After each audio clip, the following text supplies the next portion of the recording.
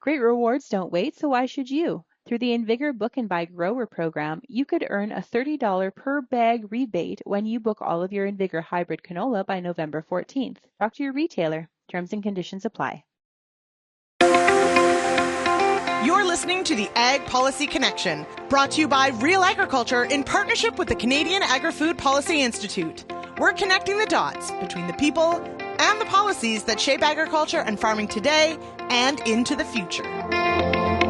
Welcome to the Ag Policy Connection, a podcast where we're talking about the big ideas and fresh thinking needed to solve the big challenges and seize the big opportunities facing Canadian agriculture and food. I'm one of your hosts, Tyler McCann, the Managing Director at the Canadian Agri-Food Policy Institute. I've been working in ag policy and politics for 20 years, and I'm a policy wonk. And I'm not, but I'm your other host, Elise Bigley, the Director of Strategic Projects at CAPI, Canada's Agriculture and Food Think Tank. In this podcast, we're going to be talking to leaders across the country about agriculture and food, about their big ideas to create generational change in ag policy. That's right, Elise. We think the time has come for ag policy to catch up with the changes happening on farms, in processing facilities, and across the system that produces food and more and gets it to customers in Canada and around the world. We're excited to work with Real Agriculture to bring some of the big ideas for change to you. Thanks, Tyler. And with that, let's get started. So today we're joined by Greg Meredith. Recently retired as a senior civil servant, Greg has served in positions including Deputy Minister in Ontario at the Ministry of Agriculture, Food and Rural Affairs and the Ministry of Labour, Immigration and Skills Development. He has also served as Assistant Deputy Minister at Agriculture and Agri-Food Canada and has many years in ag and trade policy under his belt. So we're really excited to hear from Greg today, and welcome to the Ag Policy Connection. Thank you. Thanks, Tyler. Thanks, Elise. So Greg, we're going to start out with asking, what's your big idea? Well, I should put in a little bit of context because it's not necessarily a new idea, but I think what makes it debatable now and what makes it topical now is the context for supply management in Canada. And my idea, simply put, is to encourage farm leadership to really grasp the nettle of supply management and devise a farmer-led plan for exiting supply management, mainly in dairy, but in the feather business as well. And I should say that I don't intend to embark on a ideologically based screed about why freer markets are better. Rather to say that I worry for the sector, for the supply managed sectors, that they're not sustainable in the medium term.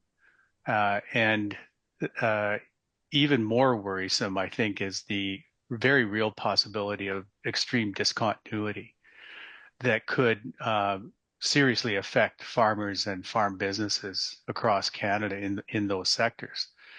So that leads me to really think about what would be the ingredients for successful exit. And I think the first ingredient is, that it's led by farmers and not governments. So that's the essence of the idea. And I'm happy to go into a bit more detail, if you wish, on why I've reached that conclusion. The other thing I would mention is that I think there are some significant merits to supply management. So this is, again, not ideologically driven. Having been at the federal level and the provincial level as deputy and as assistant deputy in various capacities in agriculture, I saw the benefits of supply management for price stability, for farmers. It saved the taxpayer tons of money because we didn't have to have the same kind of robust business risk management programs that help the other sectors. And there were, just a range of positives around supply management. So again, I think those merits justified the system as it was and as it is today. I just don't think it's sustainable the way it is today. And I think farmers have to look at how they can positively impact their own futures. Okay, so you've given us a lot to dive into, but before we get into that, I want to hear more about the journey that led you to this big idea. So can you just give us a little bit about your career and your experience in ag policy? Allow our audience to Sure. get to know you a bit more. Yeah, sure. Well, I spent many years at Foreign Affairs, right, in the trade business, trade policy, trade communications, and trade development. And one of the things that always fascinated me as an outsider from the ag business was anytime we were in Geneva or at some major WTO meeting, you'd have 100 stakeholders from Canada involved, and 95 of them would be ag, right? So you'd have the Canadian manufacturers and exporters, not sure if they're called that now, and the Business Council on National Issues, whatever they're called now, and a few other major organizations. And then there would be literally dozens and dozens and dozens of representatives from the ag sector. So that fascinated me. I eventually moved into agriculture and was assistant deputy minister in a number of roles there, including policy and program.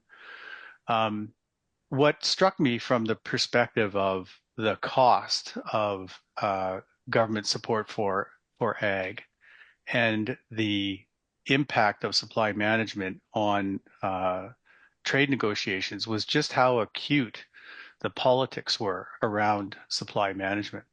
So, like I say, the cost of supporting the sector was minimal until we got into, concessions that governments would have to make in the context of, CUSMA or the Trans-Pacific Partnership or CETA. Any of those negotiations always had pressure on the supply management system, either for quota expansion, tariff rate quota expansion, or reduction in over-quota tariffs. And it was always one of the most acute elements. So elements of trade negotiations. So that fascinated me, really attracted me to the sector. The challenge from my perspective is that governments have never really been able to implement transformational change in this sector. It's a political third rail in Canada, with good reason, because there are so many livelihoods tied up in it, and the system overall works. So governments are not good change agents here. I'm really happy to see CAPI taking on the responsibility for stimulating a discussion about what can be done to help supply manage farmers as we go into this uncertain future. But Greg, So, yeah. Greg, I'm curious. You've had a chance over your years to see a lot of other sectors, and you've in ag and recently in Ontario out of ag. Has government done a good job leading transformational change in other sectors? Like, are there examples of where government can do this even on less sensitive issues? Yes, I do think so. For example, Tyler, when you and I were both in the business, there were some transformational changes made, but governments, I think, can largely help by getting out of the way in most cases. And again, this is why I think one of the ingredients of successful transformation in supply managed sectors is farmer led. What I've seen under government leadership, for example, opening up the grain trade in the West was genuinely transformational and generational change.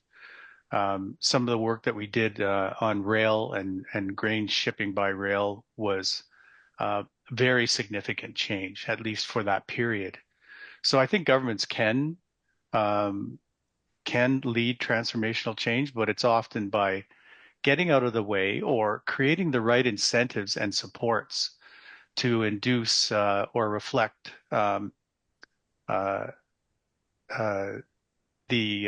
impact of market signals, so that farmers or other businesses can innovate and adapt. So it doesn't have to be transformational change in the sense of government leading every element of it, but creating the conditions and getting out of the way to let it happen.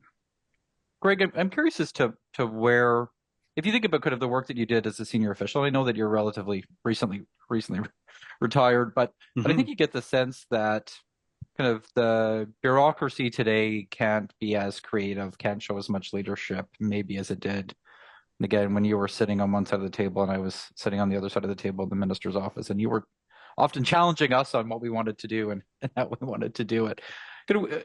What do you think about the state of kind of the civil service today? And do you think the people that are sitting in the chair that you sat in 10 years ago with the federal government can do and kind of show leadership the way that you did at the time? Oh yeah. Oh yeah. I think, in fact, that the need for that is greater now than ever, right? Like, one of the things I don't relish is the position that, I don't covet the position that senior policymakers find themselves in right now.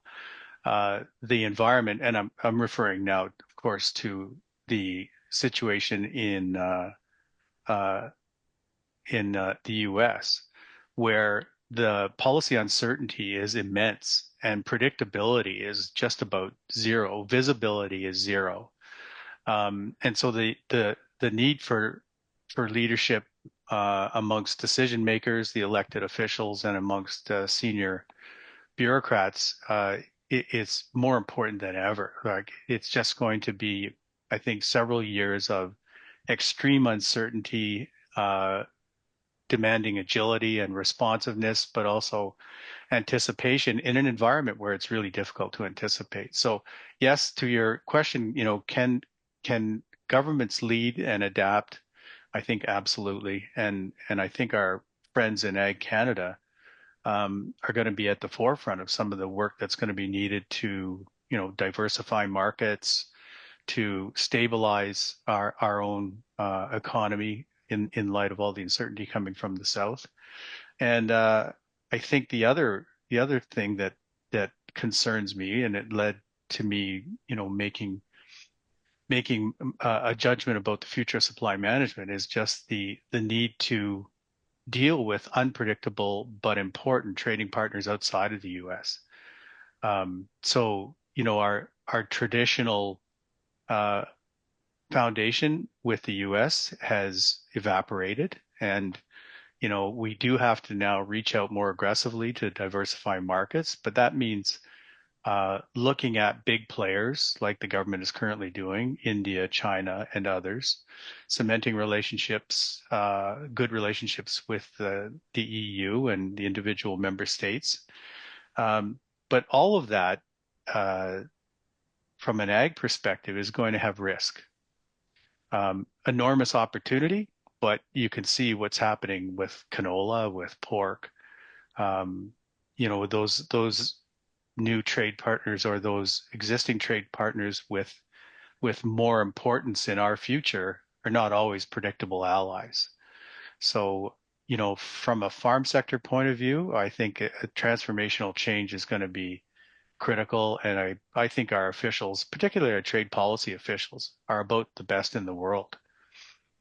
Canada always punched above its weight in trade negotiations, and I'm, confident that we'll continue to do that. And the need is greater than ever, right? So, Greg, I have one more question on Yeah. your kind of experience and career before we dive into the nitty-gritty of your idea. So you have an interesting uh, career trajectory where you've worked in provincial and federal governments, and I'm just wondering if you can shed some light on just the experience there and perspectives there, because FUT relations is a huge consideration in agriculture, and I know Cappy has that on top of mind. So just can you dive into that a little bit? Well, that's what made agriculture such an interesting policy space to work in, because, the jurisdiction was shared.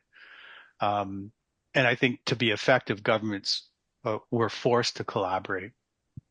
And officials, I thought, did and do a very good job of making that collaboration apolitical. So even when politicians are sparring a bit between federal governments and provincial governments, and often between provincial governments, in fact, officials were always there to keep the relationships going and to keep, sector interests uppermost in our minds. So I found working at the federal level and trying to provide that leadership was tremendously satisfying. But, moving to the provincial level, it gave me a new perspective on just how much more immediate the policy and program work is at the provincial level. So the system level work at a federal government level can be very satisfying and interesting. The big difference with at the provincial level is that your impact is very immediate on your sector, on individual businesses, in this case farms and farmers and food processing operations. It's very gratifying to feel like you've actually made a difference and made an impact, and it's much more tangible uh, uh, at the local level. So it behooves officials, I think, especially in the ag space, but in other spaces as well, to continue to recognize that without the collaboration that they steer, it's going to be very difficult for the country to move forward. And in particular now, where there are so many regional schisms and sectoral fault lines, it's just going to be more important than ever that officials do their jobs really well and continue to collaborate. This is something that I think CAPI can help fill a space, acting as a bit of a referee sometimes between sectoral interests that don't always align. I mean, ag is a big, big sector, right? It's a big word covering incredible diversity. And I think think tanks like CAPI, and I think CAPI is unique in this way, can really help officials and politicians in particular to focus on the long-term outcomes that we're all striving for, and not let those fault lines derail us, right? I appreciate that, Greg, and it's certainly something that we try and do and kind of try and approach our work in that way. But I've got maybe a fun question about the FPT dynamic for you. Was it more fun being on the provincial side of the table or the federal side of the table? It was harder being on the provincial side because you're one of 13 or so around the table. You know, the chair of those operations has an enormous advantage in terms of setting the policy direction. I think what I enjoyed about Ontario, of course, is that we were very much a leader at the provincial federal table. But nevertheless, the federal minister and the federal deputy have a first amongst equals role, and hard to trump that. No pun intended. Sorry, Tyler, your follow-up question just gave me a follow-up question. Do you think we'd have different policies or a different government if senior civil servants had experience in both provincial and federal governments? Well, I worked with a number of people at the federal level. I worked with a number of people who had come from provinces, and they always brought this perspective of understanding the stakeholder really, really well. Sometimes it would be a bit of a narrow slice of a stakeholder. You might come from a particular province that had an emphasis on one sector or another. But provincial officials kind of graduating to the federal level would always bring a very practical, pragmatic element, which is really important for federal officials to have, because you can become a little bit divorced from the ground when you're sitting on the banks of the Ottawa River, right? So that was really helpful. I think to answer your question, Elise, I think the cross-fertilization is really a powerful element of improvement. It also creates the opportunity for future collaboration between, officials who move from one level to the other. I know that Ivy School, for example, had some of that in mind when they combined their leadership programs with federal and provincial officials to kind of establish a more organic relationship amongst people who would eventually go on to be very senior policymakers, and bring that history of collaboration with them as they go on that journey. So cross-fertilization is really, really helpful. So Greg, the topic of collaboration takes us back to your big idea, right? So you're saying farmers should lead an approach, should be thinking about what does that long-term future of supply management, should be collaborating amongst themselves to do that plan.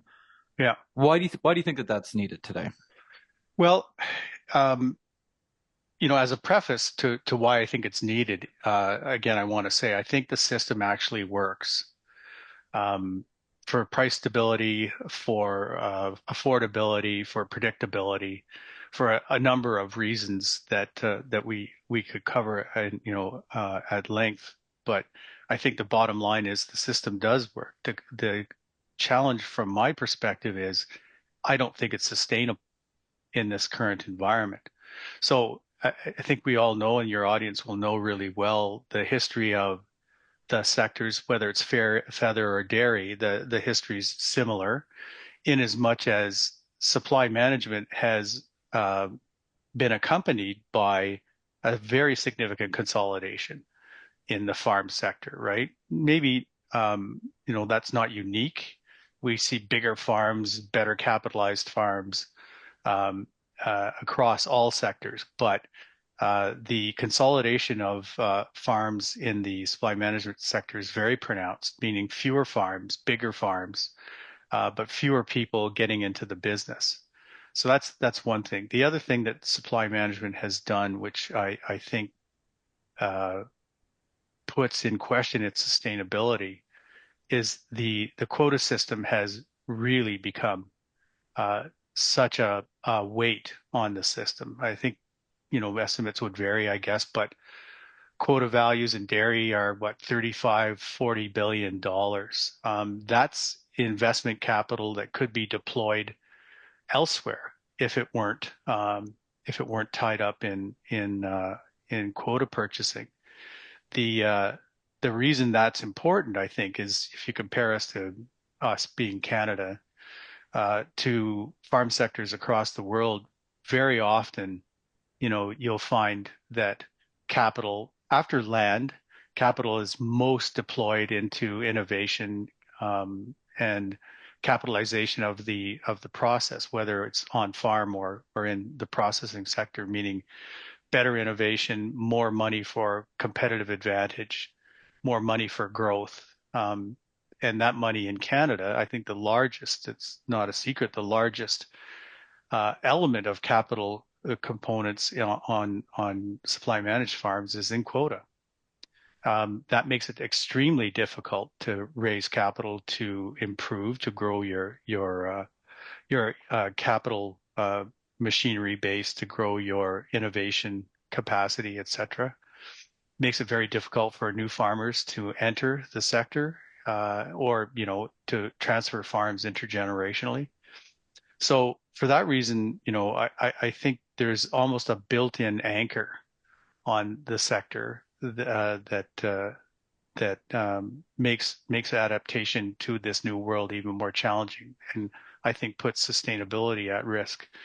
I think the other element of sustainability, though, is as you look at the history of Canada's negotiations, trade negotiations, and let's make an assertion that we're going to be involved in many agreement negotiations over the coming years, sometimes with the US, and those discussions are imminent, hopefully, but very often it'll be with new partners.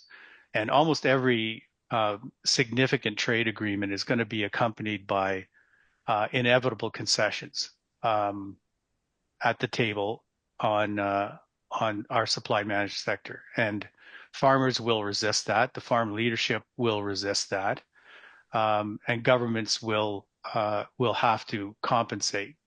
But is that a sustainable model that we see fewer and fewer farms with incrementally smaller market share in Canada and relatively little opportunity to replace that market share through export growth, just because of the nature of our supply managed sector? So it almost looks to me like there's an inevitable point of inflection at which, we'll have to face the fact that supply management isn't sustainable. What I worry about is in reaching that inflection point, we'll be setting ourselves up to not be able to compete if we don't change. And this is one of the reasons why I think proactive change by the farm leadership is necessary. The other thing, though, is, this incremental diminution of the market share in Canada, combined with very little export opportunity growth. That's one avenue that threatens sustainability. The other, though, is what appears to be a real Gordian knot with our colleagues in the U.S. right now that could be highly disruptive in the short term. And by that, I mean, we could be into a very difficult negotiation in CUSMA, where the president has signaled that from his perspective, he feels the supply managed sectors, he wouldn't articulate it this way, but are screwing Americans. And I worry that becomes a flashpoint in the negotiations. The other very real possibility, of course, is that we don't have a comprehensive CUSMA or Canada-US trade agreement being pursued, but rather a number of sectoral agreements. And I think that spells potential serious problems for supply management. So the signals that you're getting from the US, as far as I read them, and I should say, I'm not speaking on behalf of any government, and I'm not part of any policy discussion with the federal or provincial government, so I'm a complete outsider on this. But it does look to me like increasingly the president and the Commerce Secretary are focused on sectoral agreements and sectoral strategies. This is not a good harbinger for the health of our supply managed market if we get into a situation where the president, for example, feels soy farmers are getting gored by China, pork farmers getting gored by China, and feeling that he has to demonstrate some benefit for farmers of his tariff policy, and that our supply managed sectors could become a real bullseye under those conditions. The other pressure, of course, on supply management is that when you get into those kinds of trade-offs, there will be sectors lined up to say, why are you protecting them and not us? And unfortunately, some of those sectors, the fault line of the sector aligns with fault lines of provincial politics. And that becomes a very acute problem to manage and just raises further risk for the supply managed sectors, dairy in particular, I think. So those are the reasons why I think sustainability is a real issue. And I think it's kind of like, putting a frog in a pot of water and slowly turning up the heat, and they don't realize that as the environment is changing, because it's changing so slowly, and they end up boiling to death. I don't want to see our supply managed farmers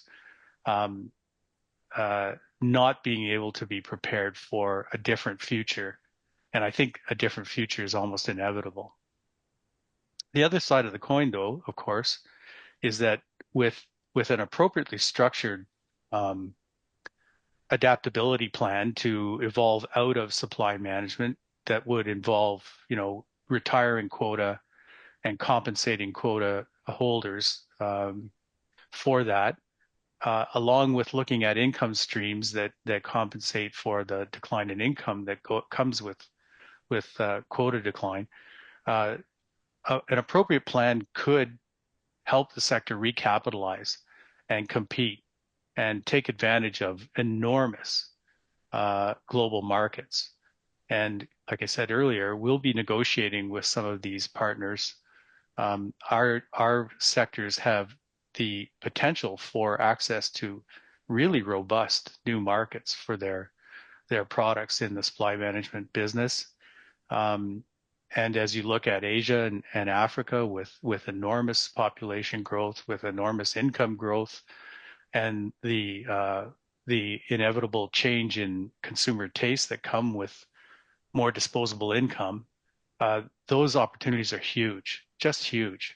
And we won't be in a position to capitalize on them if we don't change.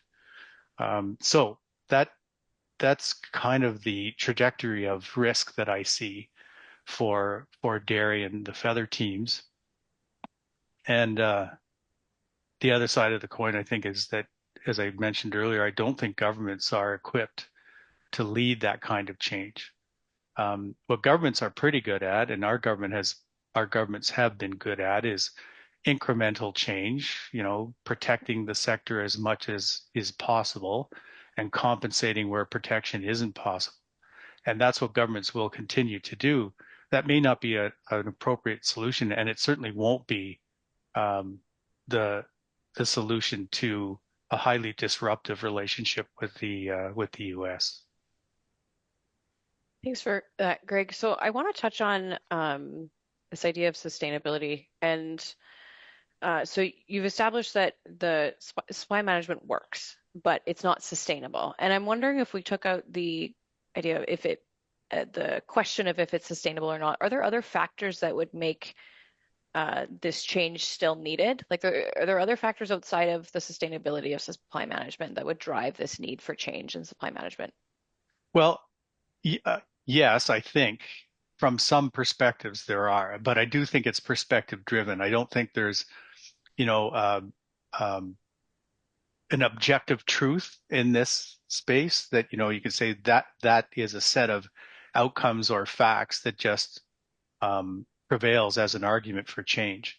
There's a lot to be said for the benefits of supply management, for, like I said earlier, the stability of prices. The prices might be a little high at sometimes than other countries, but they are not always higher than other countries. The stability for farmers who are not subject to cyclical ebbs and flows in markets that impact their production capacity.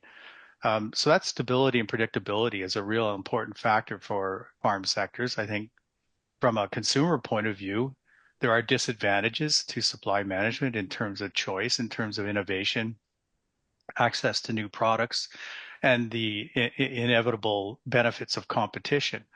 But I don't think, like I said, I don't come at this from an ideological point of view that free markets are always better than managed markets. I think it's really situationally and contextually changeable. And I think as a policy choice, supply management has worked very well for decades. This is part of the risk, though, that it has worked in many respects, and from certain perspectives, it has worked very well. And so the question from farm leadership will almost inevitably be, why change? I think that is the wrong question to be asking, and I do think it's going to be a very courageous set of farm leaders who say it worked, but it's not going to continue to work. So we have to take further control of our own destinies and define an exit path that creates opportunity for farmers, including young farmers and new entrants, while compensating those who are in the system and have invested lives and entire careers in their businesses as they are currently constructed. So, I do think there are certainly benefits to change, and we can have a pretty robust discussion about the pros and cons of supply management. However, Elise, my own feeling is that that's a bit of a sterile debate.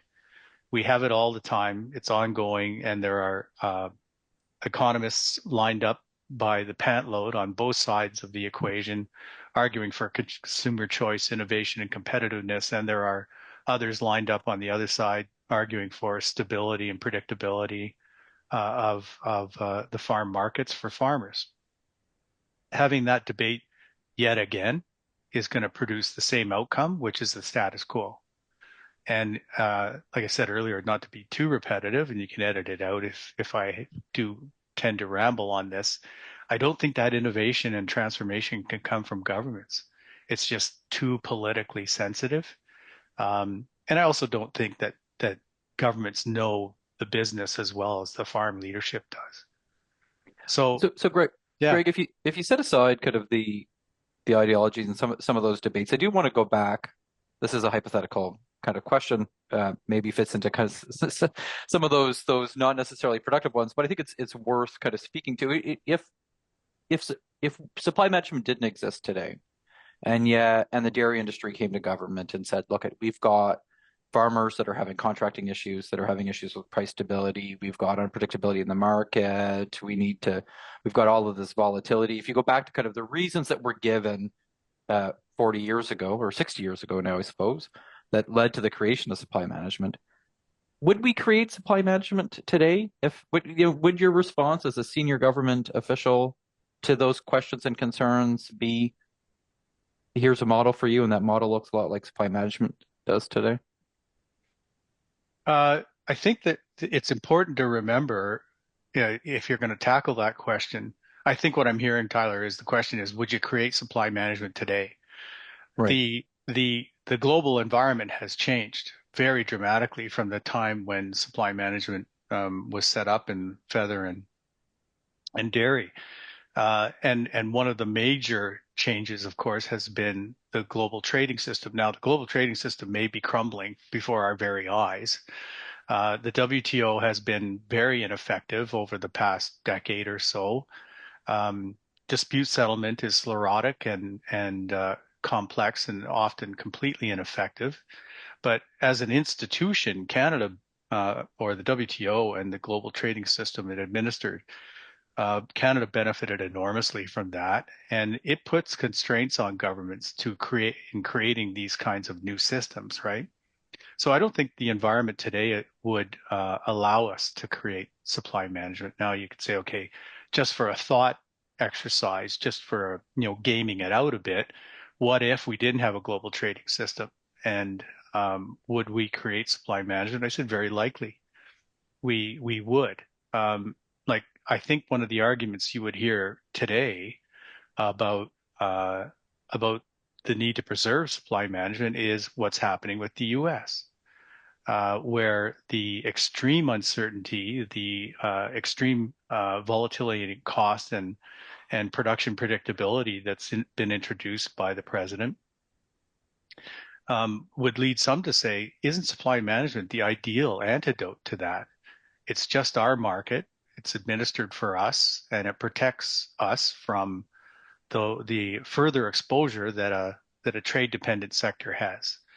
And I think there are some elements in that argument that could be quite compelling. Like, why would you open up supply management to a global trading system and its vagaries at this moment? It's so unpredictable. The corollary, of course, is that if you don't change, I don't think it's going to last anyway. So would we create it today? I think in another world we would consider it. I do think there's the issue of Me Tooism, right? And I think where you would see the fault line drawn is between sectors that are not intensely trade dependent versus those that are. And so that would be a political consideration that would muddy up the water. But interesting thought exercise. I just don't think it's actually a practical one today. Definitely. So I want to move us into kind of future thinking. And I know this is such a political issue, and you've mentioned that you think it needs to be farmer-led and government might not be situated to create this generational change. So how does this change happen? What does that farmer-led change look like to you? Yeah, so I think part of the question is how, like what is it you want to do and how you have to do it. And I do worry right now. I don't know what the intricacies of how or what the outcome looks like. There are some obvious streams of policy reform that you would need to introduce in terms of decapitalizing quota, compensating for income loss, compensating for capital loss, and doing it in such a way that is both fair and predictable and results in a sector that is better prepared to compete in a global world. So I know that's very general.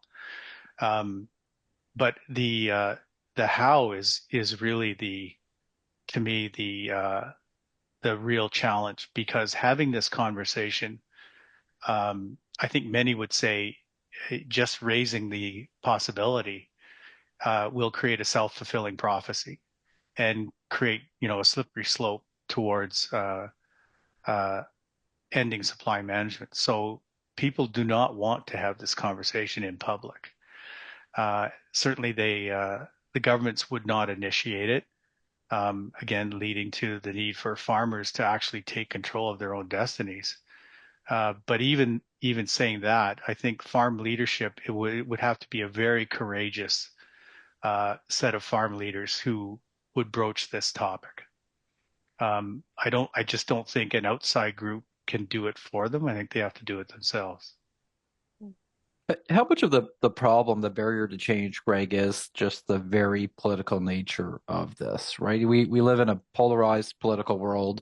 You talked a lot about kind of the ideology in the space, even within, like, one part of that ideology are the farmers that have spent so much time and energy defending this system and defending the status quo with Right. all of their might. How do we move past that if we want to have a more constructive conversation? Is it, as you say, taking it behind closed doors, or is this just kind of that somebody needs to have that recognition that this is going to change anyways? The question is it going to change based on a plan they come up with or a plan someone else does? Well, I think these types of transformational policy change really require a catalyst to get going. And that could be, just a simply very courageous leader to get the discussion going, or it could be a series of events that are externally imposed.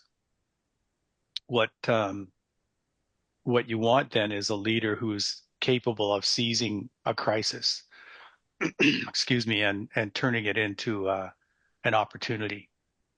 My worry, of course, is that if we do find ourselves in a very significant disruptive crisis, it's too late to have an orderly exit.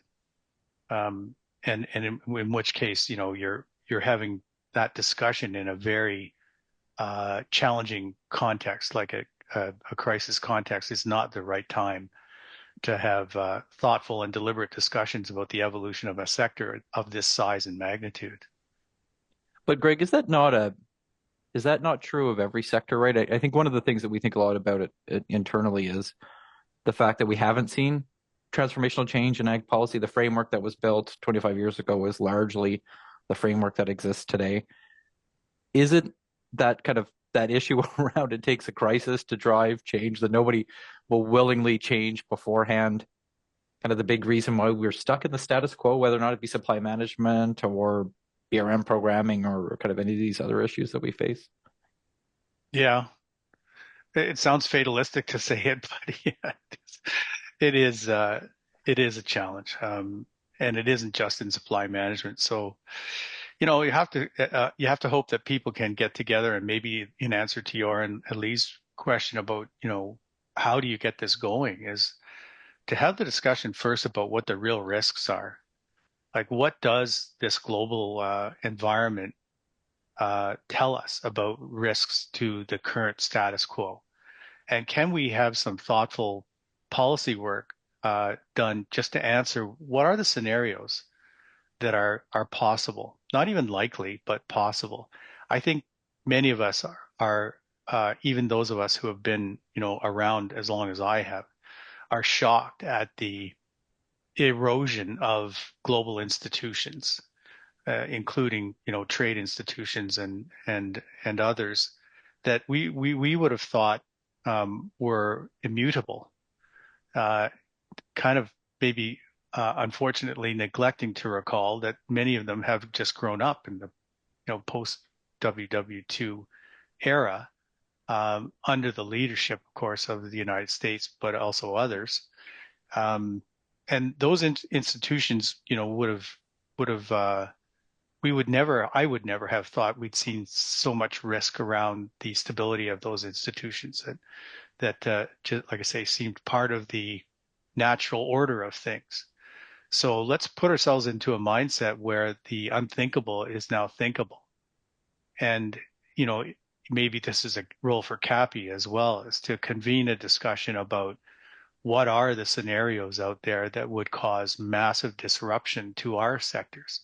I don't think our canola growers would have anticipated being shut out of major global markets, right?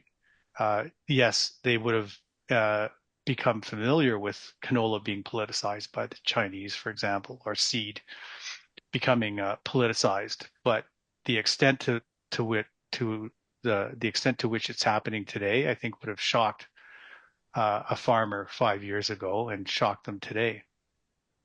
What are those other scenarios in this context, specifically around supply management, that would create so much pressure that change was inevitable?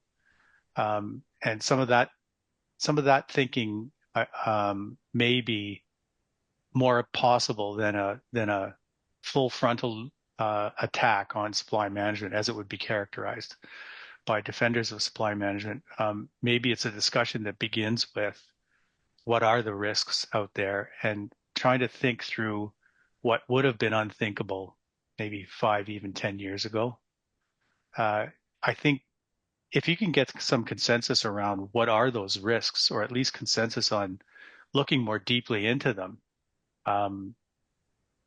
you might find that the ground is more fertile for other discussions on what our responses should be.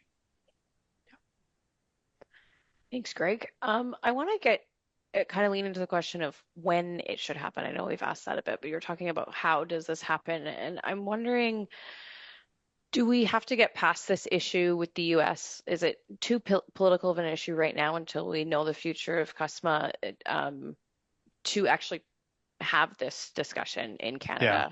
Yeah. And that kind of goes back to your sustainability question there, just like when is the time to do this? Yeah, I mean, I think our trade negotiators and our policy decision makers at the political level would say now is not the time, just because there's too much else happening. But I do think, in contrast, my own view is now is the time to be having these discussions internally, at least. What one hopes is that some major disruption doesn't happen that creates the need for overnight change. Like I said earlier, making major policy transformations in the midst of a crisis is, a challenge at best, or a disaster in the making at worst. But if you accept the premise that it's probably unsustainable as a model for the medium term, for all these reasons that we discussed, then it behooves you to begin thinking about it. And then from a tactical point of view, in a negotiation environment, I think there's an argument to be made that a willingness to change, signaling that across a negotiating table, may be enough to buy time to do it in an orderly fashion. I think, in fact, if things were to settle down on the global trade front and the front of trade with the U.S., then negotiators might see an opportunity to stave off legal challenges, negotiating challenges for the sector by saying, we're going to fashion this change at home to be compliant with what our trading partners expect and what the global trade system dictates. But let us do it at our own pace, in our own way, with our own plan, rather than have continued incrementalism that is, progressively chipping away at the foundations of the system anyway. But Greg, one of the reasons I think farm leaders don't want to take this on today is that they keep getting told by ministers of agriculture, prime ministers, premiers, almost every politician, that we support supply management. Supply management's not on the table. We had this bill before Parliament that became a bit of a flashpoint. Yeah. And I'll say personally, I've often thought that bill before Parliament, the biggest harm that it did was to producers, because I think it gave them, to supply managed producers, it gives this false impression that supply management's not on the table. And I know that that can be a bit of a semantics game around whether or not it's on the table or off the table, but what's your sense as to whether or not there's a way to avoid talking about supply management in these negotiations, or do you think, regardless of whatever the Prime Minister or others say and the words they may use, that this is something that's going to get negotiated with the US and other trading partners? Well, I mean, this is part of the problem of having a robust debate about the future of the system. The political level has made, legislative commitments to not including it anywhere. But I do think when you get into negotiation, if you're negotiating better market access, it's not undermining the system, is the argument. And as we progressively grant more market access and then manage it through the distribution of quota, import quotas and licenses, we're slowly eroding the system without negotiating the system. System's still there. It's just, covering less of the market and becoming more cumbersome and more complex and less effective. So I think it can be true at one and the same time that it's not on the table, even while over-quota tariffs are being negotiated, while market access incrementality is being negotiated, right? The two can coexist. And that kind of has been the pattern over the past several major agreements. So, Greg, just kind of getting into our wrap-up questions, thinking 5 years ahead from now, going at the same pace we're going, what do you think will be different? I don't know, Elise. I really don't. Maybe last December, that was an answerable question. I think in the current environment, like I said, I think predictability is out the window. And it would be pure speculation that I would regret the minute I said it if I thought, 5 years from now, it'll look like this. I just, having been around these institutions and conventions and agreements for 40 some years of my career, I'm shocked at what I see currently. So I have my prognostication capacity is just about zero. So Greg, here's my final question. Appreciate you taking the time today. Again, this is That's fun having the chat. Yeah, not always an easy topic, but one that I think we agree we need to be having some of these big ideas. But if you want to take our conversation now and boil it down to one thing, what's one thing that you want people to take away about your big idea? Farm leadership's got to stimulate a discussion within the supply managed sectors about what their future is going to look like. I simply don't think it's sustainable to have the same discussion about not moving the sector in a direction and keeping the status quo. I just don't think it's possible. So the one message is I think farm leadership needs to grasp this nettle. Well, thank you, Greg, for taking the time to chat with us today. Lots of fun. The one thing I would say just before you go, I think at the end of this, we all have to remember that there are people who have built their livelihoods for generations now on this system and have planned for their families and their children and based on the system as it was designed, with assurances from government that it would always be this way. So it just, I think, is a good reminder that there's people at the end of a discussion like this, a policy discussion, which can be very bloodless and anodyne if you don't remember that there are real people at issue here. And it's a good reminder, I think, also of just how challenging it would be to embark on this path. Thanks, Greg. I think that's a really important note to end on. Have a great day, Greg. Thanks, guys.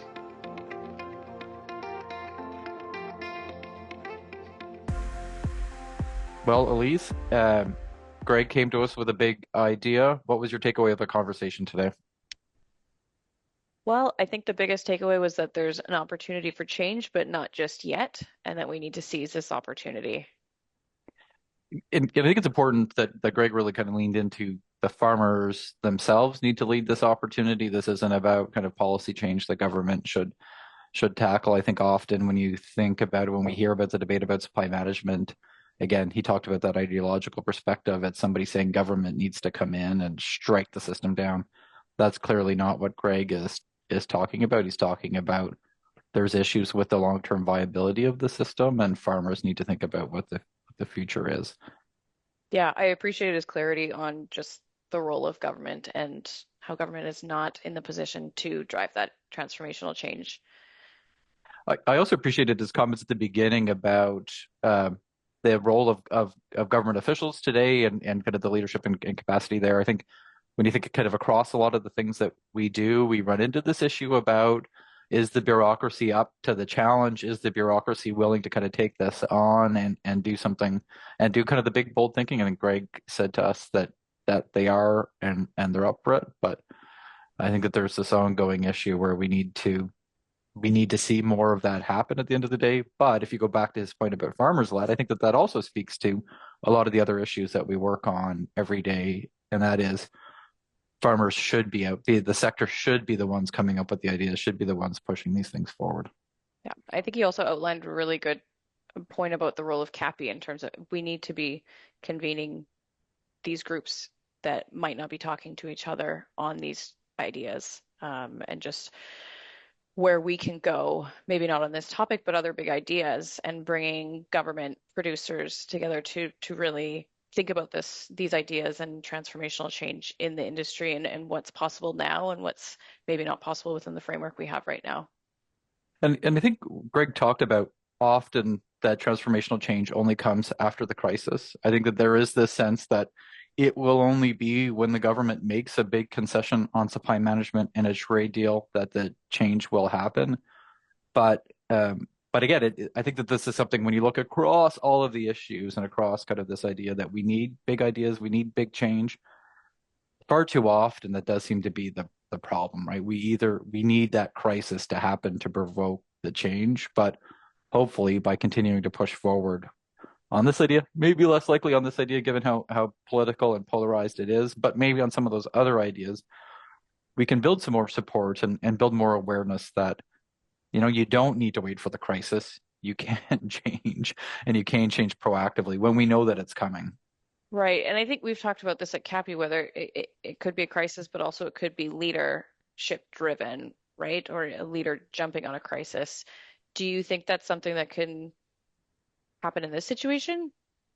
I think that it has come close over the years. I think if you look at the history of dairy policy and the way, in particular, dairy's operated, but the other supply managed sectors, there are tensions within the system and there are differences across the country. And I think if you look at some of what we've heard over the last decade coming out of Ontario, it doesn't fully mirror what we hear from Quebec producers. And I think certainly if you look at on the poultry side, the different perspectives across the provinces, there are differences of approaches, and there are some actors within supply management that are calling for reform and for doing things differently. And we do see the potential for leadership, but I don't think anybody's sticking their neck out too far. I don't think anybody's gone so far as to say we need to think about what that long-term reform or transition away from supply management is. It is a system that works for producers. It is a system that does bring stability. And I think that the sense is there's an opportunity for reform, and there are leaders within the system that are pushing that. So, right. So maybe I think let's wait and see what the next 6 months or a year brings, and maybe if we get to the point where we've negotiated a trade deal with the Americans and more concessions have had to been made, we'll find out that in the meantime, the sector has been thinking through what comes next. But we may only find that out if governments have actually made the concessions. Well, I want to thank our listeners for joining us today. And if you have any big ideas yourself, we want to hear from you. So please reach out to us if you have any big idea for change in Canadian agriculture, and maybe we'll see you on the podcast. And thanks everyone for tuning in to CAPI's Ag Policy Connection. Again, we're here to talk about those big ideas and the fresh thinking that's needed to solve the big challenges and seize the big opportunities facing Canadian agriculture and food. Thank you, Elise. Thanks, Tyler. See you next time.